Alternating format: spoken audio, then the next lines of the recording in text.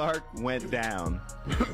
The WNBA ratings have dropped over 55% Yikes. across the board. Hey, guess what, guys? The league is Caitlin Clark. The league is Caitlin Clark. She is the WNBA, guys. Sidelined with a left quad strain May 24th, national TV viewership has plunged since then 55%. Before the injury, Fever, her team, were averaging 1.81 million viewers, almost 2 million. Since her injury, fewer than 850,000. Quad injury jumped to her groin likely because of compensation. But the thing that you have to be careful of is if, say, you try to rush her back from this injury as well, then you're getting into this territory where a very serious injury can happen. That is what the Indiana Fever, that is what Caitlin need to avoid the best that they possibly can. So if it means that Caitlin is out for 3 weeks, if it means that she is out all the way through All-Star, then so be it. The Caitlin Clark collapse inside the WNBA's financial freefall. Right now, the WNBA is hemorrhaging $3.2 million per game. Arenas built for 20,000 are echoing with 4,000 empty seats. And executives are scrambling to explain why their golden goose is injured and taking their entire empire down with her. Now, I know a lot of us were expecting some sort of dip since Caitlin Clark has been out with injury, but I don't think all of us were expecting the entire viewership of the entire WNBA to be down. And this tweet from Christine Brennan really stuck out to me. She said one player gets injured and more than half the TV audience for the entire league disappears. Has any other athlete ever had that kind of impact on a sport? Golf without Tiger definitely dropped precipitously on occasion. Christine, how much does it hurt the WNBA when Caitlin Clark is out? It is devastating to the WNBA when Caitlin Clark is out. This isn't just a slump, it's a financial implosion. And it proves one brutal truth. The WNBA bet everything on Caitlin Clark and lost. Ticket market carnage. Chicago Sky versus Fever tickets nosedive from $210 to $14 overnight when Clark's groin injury hit. Dallas Wings tickets dropped 40% in 24 hours, despite moving their game to a 20,000-seat NBA arena.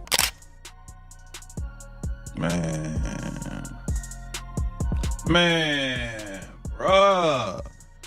Congratulations to the WNBA. Your ratings are going to drop by 55 to 60% once again.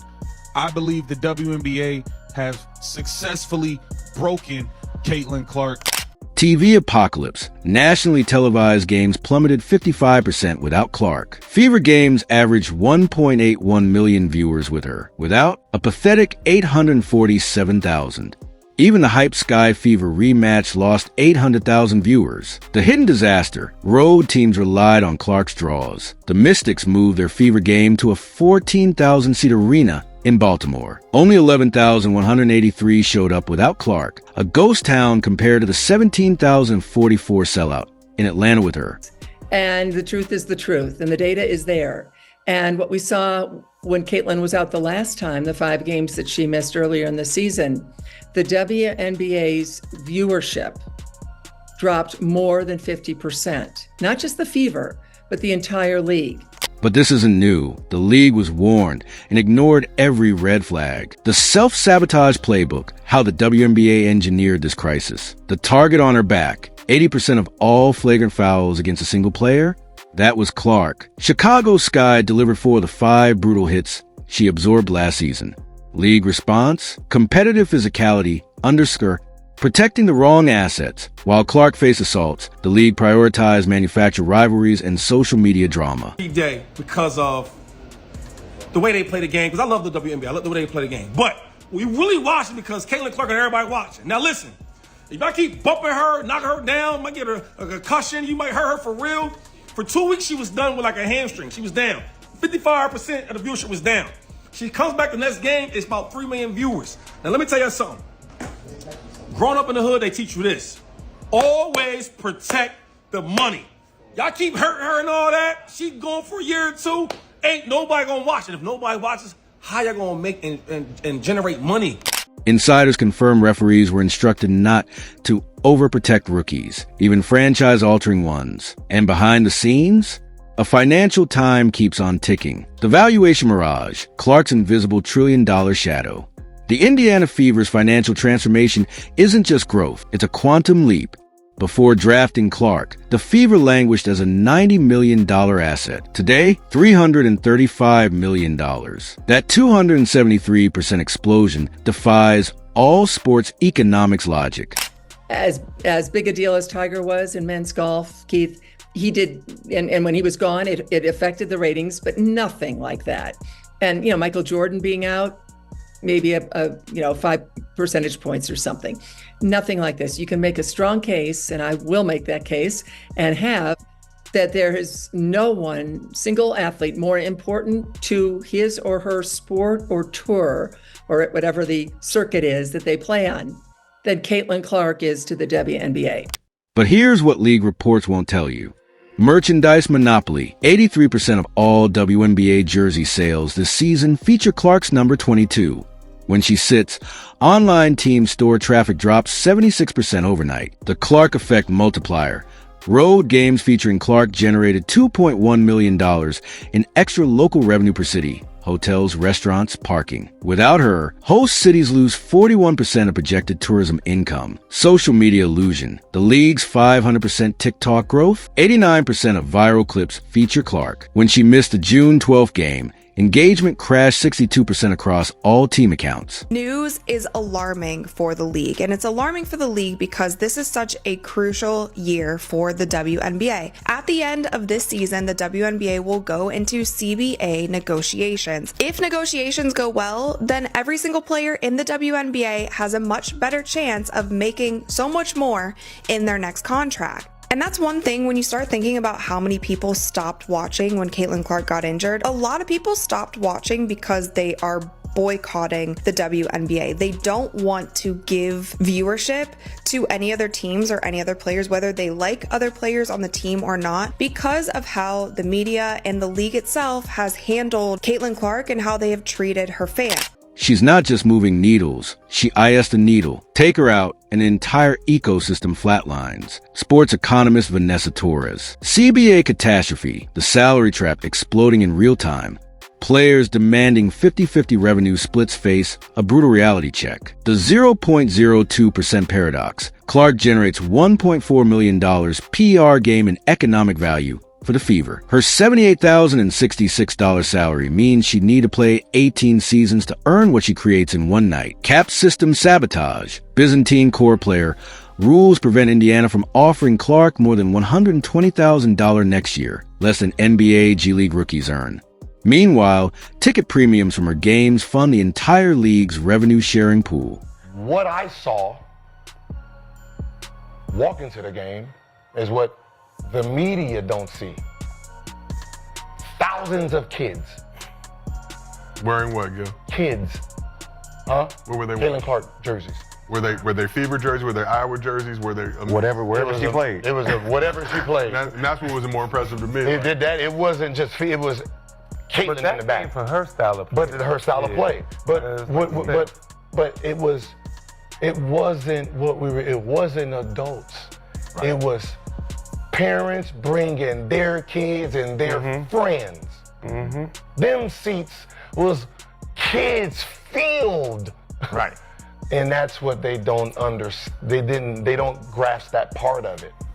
Hidden wealth transfer. While Clark draws 20,000 fans to opposing arenas, those teams pocket $500,000 to $1.2 million in extra gate revenue PR game.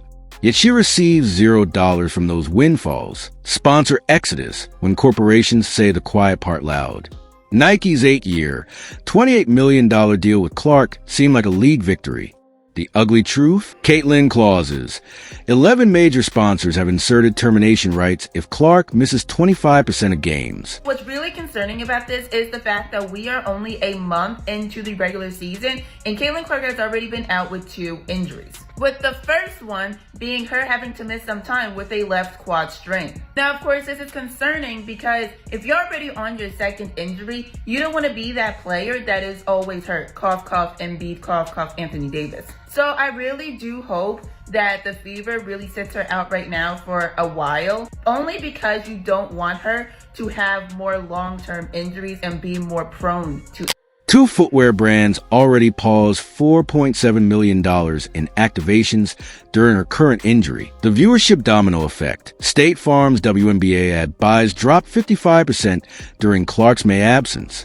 As their media buyer confessed anonymously, "We track her minutes played like stock futures. No Clark, we pull spend immediately." Endorsement imbalance. Clark earns $3.1 million per year in external sponsorships, Gatorade, Panini, etc. 39 times her WNBA salary. This commercial disconnect makes league loyalty financially irrational for her. Infrastructure collapse. Systems built on quicksand. The league's physical and financial structures can't handle Clark's absence. Arena overreach. 5 teams moved games to NBA-sized venues for Clarkmania. Phoenix's 18,000-seat footprint now echoes with 6,000 actual attendees. A visual disaster broadcast nationally. Broadcast betrayal. ESPN scheduled 12 Fever games in prime time. With Clark injured, they're quietly substituting lower-profile matchups, slashing advertising rates by 60%. Youth exodus. 74% of new season tickets were bought by parents for daughters aged 7 to 14. Renewal surveys show 91% won't repurchase if Clark isn't playing. Hit like right now if you believe true value should be rewarded. These numbers can't be ignored. The generational wealth drain. Clark isn't just selling tickets. She's creating lifelong consumers. Girls' participation boom. Youth basketball registration surged 33% in markets Clark visited. Programs in Indianapolis report 300% wait lists for clinics she endorsed. Apparel time bomb. Nike's Clark effect. Sneaker line sold 92,000 units in 48 hours. The next best-selling WNBA player signature shoe? 2,100 units total. Media inheritance. 68% of girls 12 to 17 list Clark as their primary reason for watching sports news. Networks risk losing a generation by failing to protect her. The salary suppression machine. Why can't the league pay its golden goose? Artificial scarcity. The $1.4 million team salary cap exists not due to revenue limits, but to prop up struggling franchises. Top-heavy earnings will expose weaker teams' non-viability. Revenue shell game. While Clark drives 26.5% of league-wide economic activity, only 9.3% of total revenue goes to player salaries. The rest funds expansion fees and front office bloat. The endorsement loophole. Owners privately admit they rely on stars like Clark securing outside deals. It subsidizes their refusal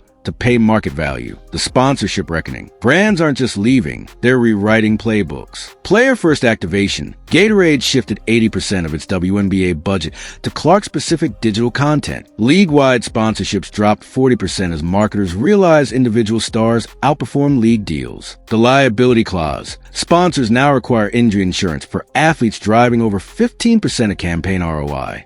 Clark's premium costs 12x the league average. Direct-to-consumer pivot. When Clark's groin injury hit, Nike rerouted WNBA inventory funds into her personal YouTube series. Episode 1 drew 1.2 M views. Triple any WNBA game without her. The point of no return. 3 irreversible consequences are unfolding. Talent drain. Elite NCAA prospects now hire Clark clause, agents demanding outs for Europe if drafted by non-contenders. Why earn $76,000 when overseas offers hit $800,000 plus? Arena austerity. 3 teams already canceled 2025 venue upgrades. Why invest when Clark-dependent attendance projections proved fictional? Broadcast rebellion. Amazon Prime is renegotiating its $150 million streaming deal. Language now ties 65% of payment to Clark playing 85% of featured games. This isn't basketball economics. It's a failing state propped up by one unicorn. Protect the unicorn or watch the state collapse. Financial Times sports analyst. With every empty seat and pulled sponsorship, the WNBA isn't just losing money, it's losing its future. And that failure traces back to one catastrophic miscalculation. The $500 million wake-up call inside the WNBA's fragile empire built on Caitlin Clark. 1. The financial freefall exposed. 71% ticket collapse as systemic failure. When Caitlin Clark's quad strained sideliner for 5 games in May 2025, the WNBA's financial foundations crumbled overnight. Fever Road games relocated to NFL-sized arenas sat half empty, with United Center tickets for the hype Sky Fever rematch nosediving from $210 to $25. This wasn't just fan disappointment, it was market correction. The league's promise of structural review views vanished like vapor, revealing a dangerous denial of economic reality. Sponsor mutiny in motion. Major brands activated exit clauses within hours of Clark's injury. Nike rerouted $4.7 million in Fever campaign funds to Clark's personal YouTube channel, where episode 1 drew 1.2 M views, triple any non-Clark WNBA game. State Farm slashed ad buys by 55% during her absence, their media buyers openly admitting, "We track her minutes played like stock futures." The message? Corporations invested in Clark, not the league. 2. Michael Jordan's ghost haunting the WNBA. The $121 million blueprint ignored.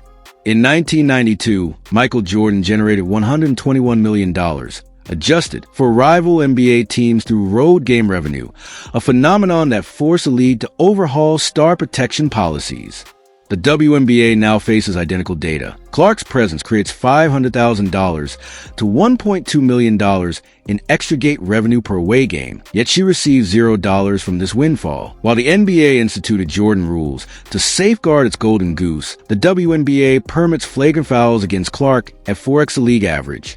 Merchandise monopoly. Clark's number 22 jersey accounts for 83% of all WNBA sales, dwarfing even super team brands like the Aces. The Valkyries' $500 million valuation, while celebrated as a women's sports milestone, relies on a dangerous illusion. 73% of their merch revenue comes from Clark-themed items despite her never playing for them.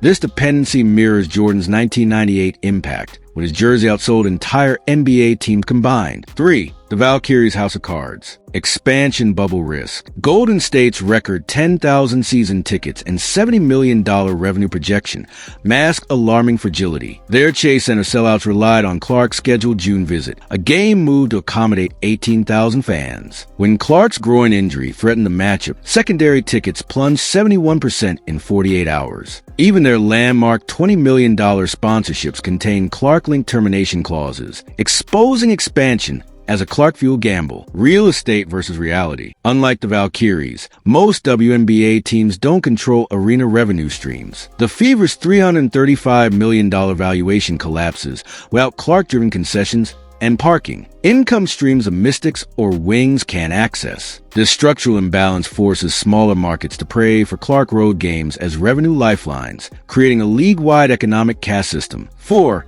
Salary suppression time bomb. The 0.02% paradox. Clark generates $1.4 million per game in economic value, while earning $78,066 annually. Her salary represents 0.02% of the Fever's valuation, a wider gap than any athlete in professional sports history. Byzantine core player rules prevent Indiana from offering more than $120,000 next year, trapping her earnings below NBA G League rookies. Meanwhile, the revenue-sharing pool funded by her ticket premiums subsidizes underperforming teams.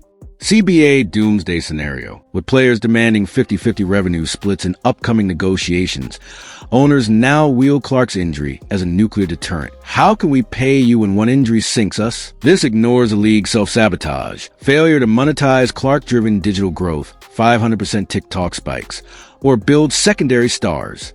The result? A $50 million league loss projected despite Clark's $200 million plus annual impact. 5. Youth exodus and generational collapse. The 7 to 14-year-old demographic cliff. 74% of new season tickets were bought by parents for daughters aged 7 to 14, Clark's core fan base. Renewal surveys show 91% won't repurchase if Clark isn't playing. This isn't fandom. It's a cult of personality with no succession plan. Youth basketball registration spiked 33% in Clark-visited markets, but coaches confirm if she leaves, so do the kids. Unrivaled's $500,000 lifeline. The player-owned Unrivaled League now offers twice the WNBA salary with equity stakes and free childcare, a direct threat to marginal WNBA talent.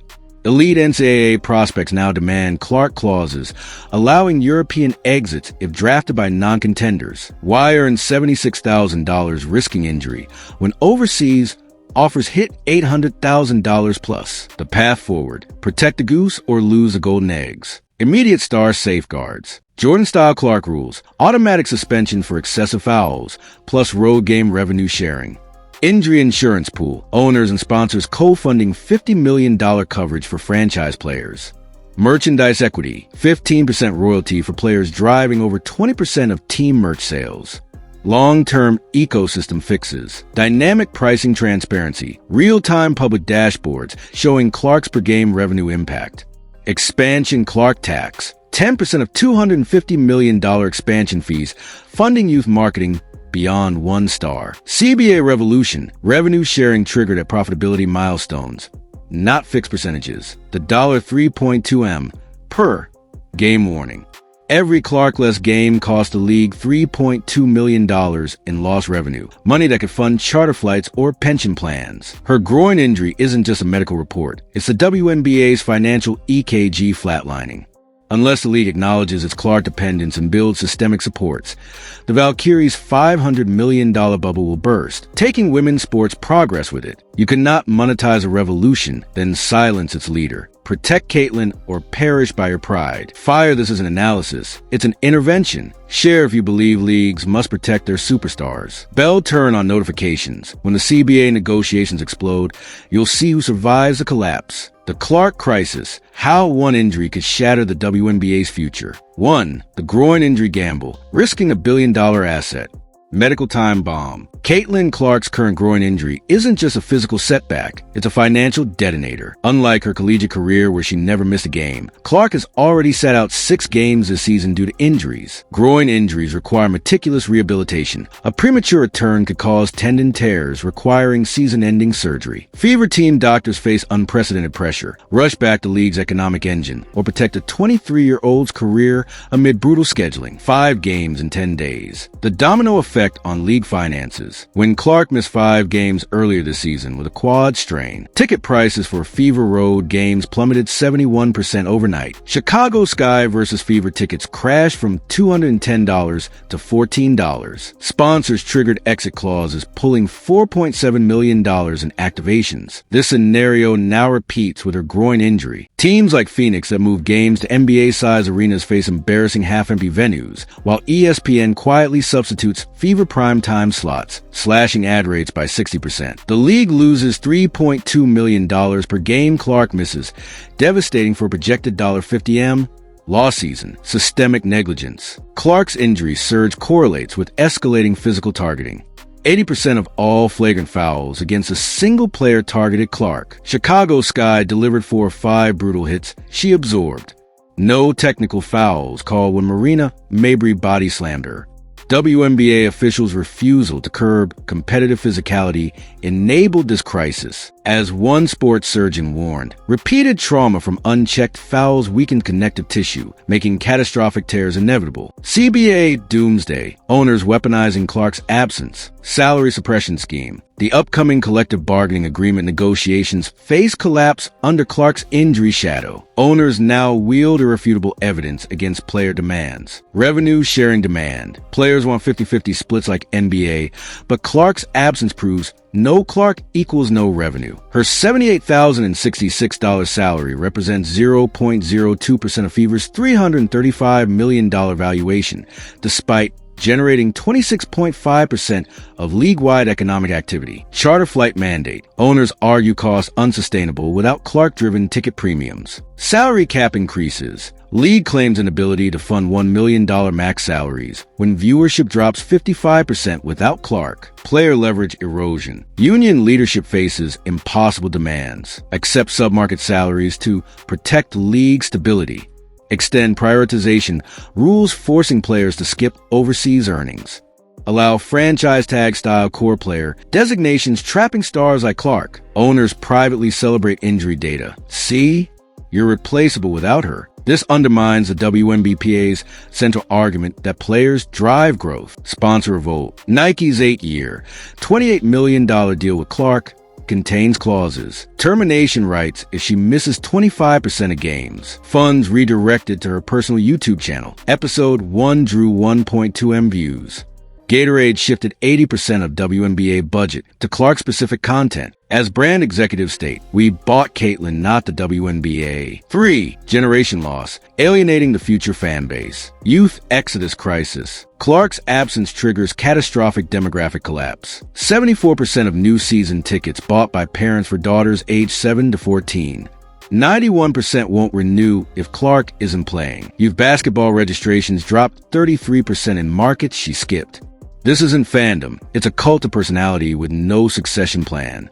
As Connecticut Sun staff observed, arenas filled with little girls in number 22 jerseys went silent when Clark limped off. Development pipeline collapse. Elite NCAA prospects now demand Clark clauses. European contract outs if drafted by non-contenders. Refusal to join teams with poor star protection records. Minimum marketing spend guarantees.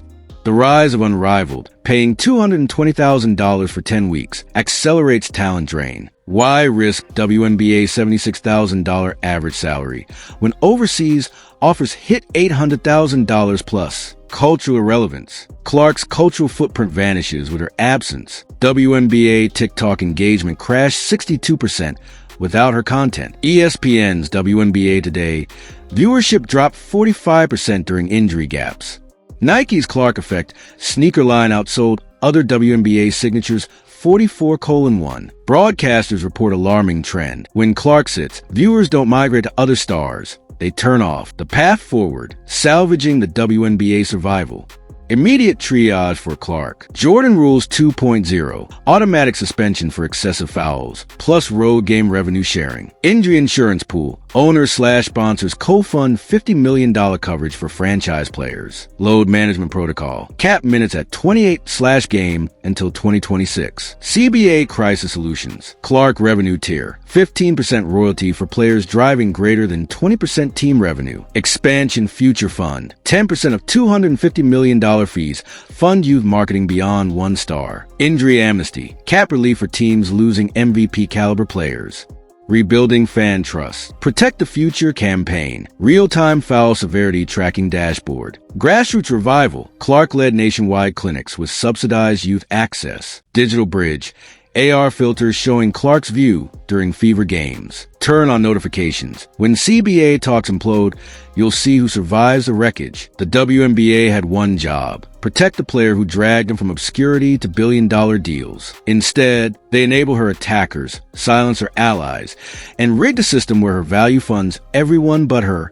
Now, as arenas empty and executives panic, the lesson is clear. You cannot build an empire on one superstar, then feed her to the wolves. The clock is ticking. Either protect Caitlin Clark like the generational asset she is, or watch the entire league crumble back into irrelevance. Subscribe and hit the bell. This story isn't over. When the CBA talks explode, you'll want to be the first to know who survives and who gets left in the rubble.